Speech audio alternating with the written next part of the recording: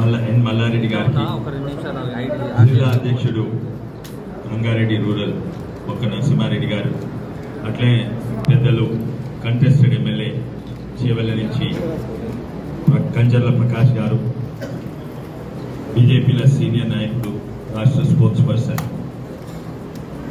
వీరేందర్ గౌడ్ గారు, మరి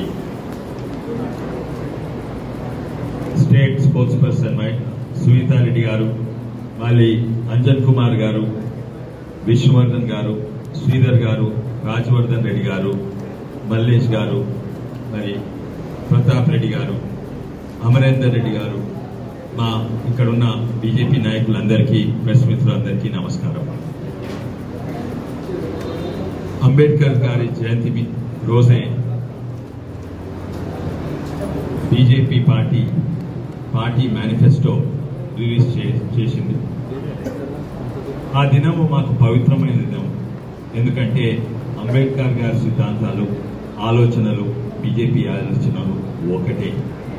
రాజ్యాంగంను పాటించాలి, పేదలను, బడుగు బలిగిన వర్గాలను ఆదుకోవాలి, కానీ అటు చేసుకుంటా భారతదేశంను రక్షించాలి, భారతదేశంను ఆర్థికంగా మళ్ళీ ప్రపంచంలో నంబర్ 1 తీసుకోవాలని ఈ మేనిఫెస్టో రిలీజ్ చేశారు. ఈ మేనిఫెస్టో, బీజేపీ మేనిఫెస్టో అంటే అది దేశానికో దిక్కు. ఆ దేశానికి మొట్టమొదటి దిక్కు చూపెట్టినైనా, ఇట్లా ఏలు పెట్టి చూపెట్టినైనా అంబేద్కర్ గారు. అదే మార్గంలో ప్రధానమంత్రి మోడీ గారైనా బీజేపీ అదే మార్గంలో నడుస్తున్నాడు. రాజ్యాంగానికి కట్టుబడి ఉన్నారు. అంబేద్కర్ గారు రాసిన రాజ్యాంగానికి కట్టుబడి ఉన్నారు. ఎన్నో దాంట్లే మీరు చూసిండ్రు.